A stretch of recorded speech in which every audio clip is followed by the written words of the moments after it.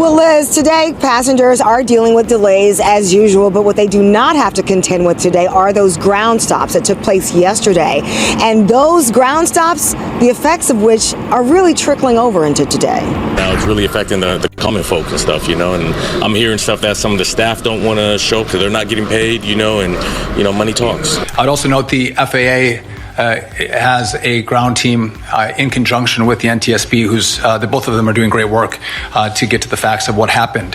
I do want to extend my condolences to the families of those who lost loved ones in the crash.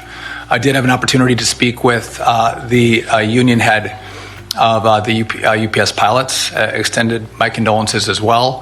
He indicated that he was very good friends with the pilots on that aircraft. So condolences to the families. We've identified 40 high traffic environment markets. We'll be happy to share that later. We have decided that a 10% reduction in scheduled capacity would be appropriate to, again, continue to take the pressure off of our controllers. And as we continue to see staffing triggers, there will be additional measures that will be taken in those specific markets. You don't need to be a frequent flyer to feel the panic tonight. Millions of travelers are staring at delayed flights, canceled connections, and the very real possibility that getting home for the holidays just got a lot harder. The FAA has announced plans to cut roughly 10% of flights across 40 high-volume U.S. markets beginning this weekend. A dramatic safety-driven move as the government shutdown drags into its 5th week. Officials say the step is meant to relieve mounting pressure on air traffic controllers, many of whom have been working without pay, but for passengers.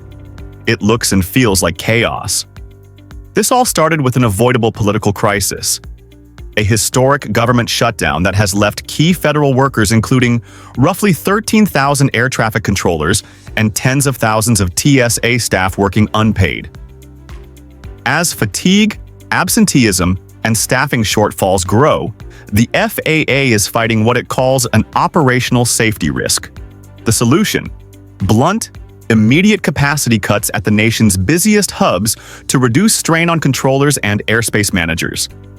The cuts will be phased, starting with a smaller reduction this Friday and ramping up toward the full 10% if the shutdown continues. Officials warn this could remove as many as 1,800 flights and more than 250,000 available seats across the affected markets.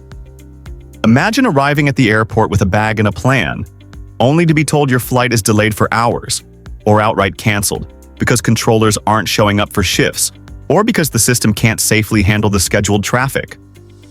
We're already seeing that reality.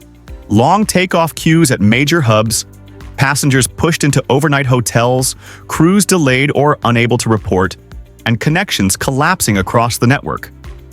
Travelers from LAX to O'Hare, from JFK to Denver, are all reporting cascading disruptions. Airports are bracing for tough days ahead, and the list of 40 markets expected to be affected includes nearly every major gateway city you'd expect: New York, Los Angeles, Chicago, Atlanta, Washington, and more. The human cost can't be overstated. Airlines are scrambling to rebook and reassign crews, passengers are losing workdays, missing family gatherings, and spending unexpectedly on hotels and food. Airline staff, from gate agents to baggage handlers, are stretched thin and in some cases not getting paid because the shutdown has impacted payrolls and overtime procedures. Stories are already piling up. Travelers diverted overnight, parents stuck mid-trip, business meetings missed, and holiday plans thrown into doubt. For millions of Americans and cross-border travelers who depend on smooth air service, this isn't an abstract statistic, it's a tangible disruption to life. From the administration's perspective, the decision is a safety-first move. FAA leaders, including Administrator Brian Bedford and Transportation Secretary Sean Duffy, say they are not willing to wait for a tragedy to occur before acting. Reduced capacity is designed to keep airspace manageable, given fewer controllers on duty and rising incidents of fatigue and absenteeism. We are not in the business of theories. We don't speculate. We are going to wait for the facts to come out, and with those facts, we will present them to the American people, as well as with the NTSB. I'd also note the FAA has a ground team in conjunction with the NTSB, both of them are doing great work to get to We want to do this in an organized way. We want to make sure that planes get where they need to go for maintenance and crews get to where they need to be as we start to implement this drawdown in service, but it will be restricted to these 40 high volume traffic markets. We're going to ask the airlines to work with us collaboratively to reduce their schedules pro rata through the day. So we're going to look for a ratable reduction across these 40 markets. It's a stark reminder that infrastructure and public safety depend on people being able to work. And when paychecks stop, so does reliability. But the political optics are brutal. Lawmakers remain deadlocked over funding, and millions of travelers are caught in the crossfire. Airlines are not defenseless, but they're limited.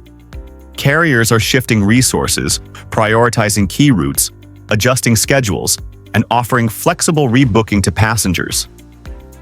Still, when you cut capacity at the network's busiest nodes, the domino effect is inevitable. Fewer flights mean tighter connections, more delays, and a backlog that can take days to clear even after normal operations resume. Aviation analysts estimate the cuts could translate into hundreds of thousands of canceled or consolidated seats across the holiday rush.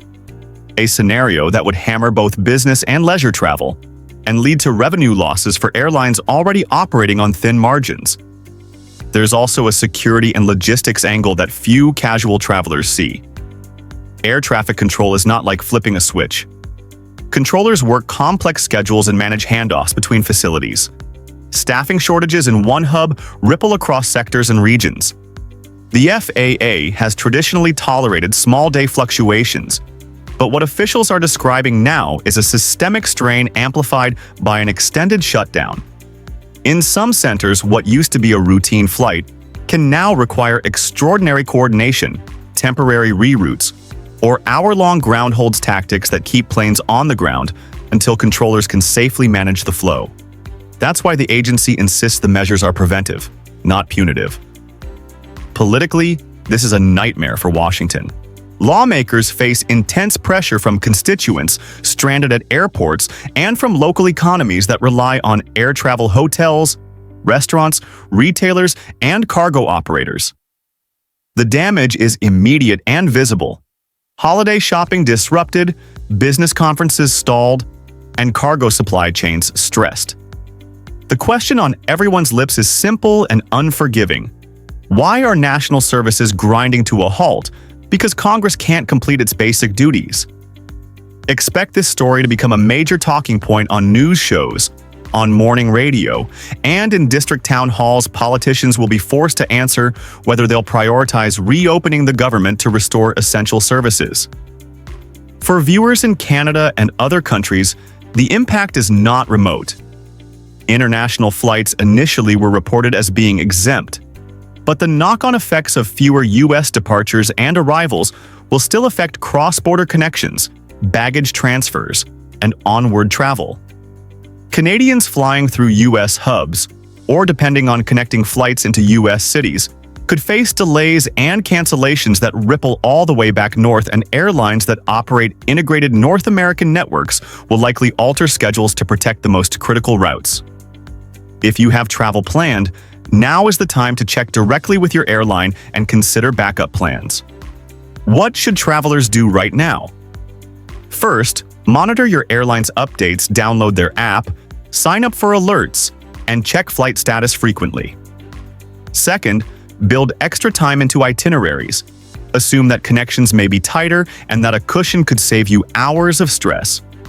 Third, if your trip is flexible, consider postponing non-essential travel until the shutdown ends or airlines confirm stable schedules.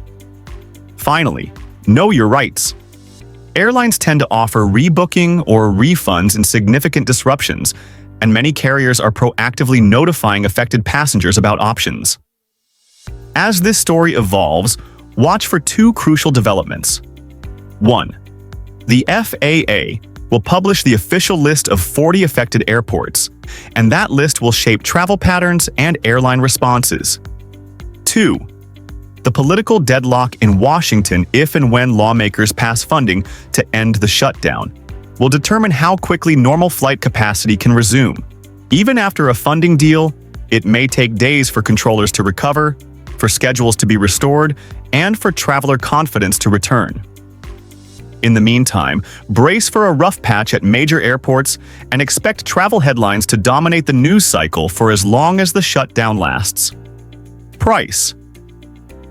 The FAA's flight reductions are a preventive safety measure, but they also expose the vulnerability of systems that we assume will simply work. Whether you're flying for business, for family, or catching a connecting flight, the ripples from this shutdown will be felt in every terminal. Keep your plans flexible, your expectations realistic, and your patience ready. We'll keep tracking the airports affected, any updates to capacity restrictions, and how airlines and lawmakers respond. Stay informed, check with your carrier, and if you're traveling this holiday season, plan for delays. We'll watch the list closely and post updates if your hub is affected. Safe travels, and we'll see you in the next update.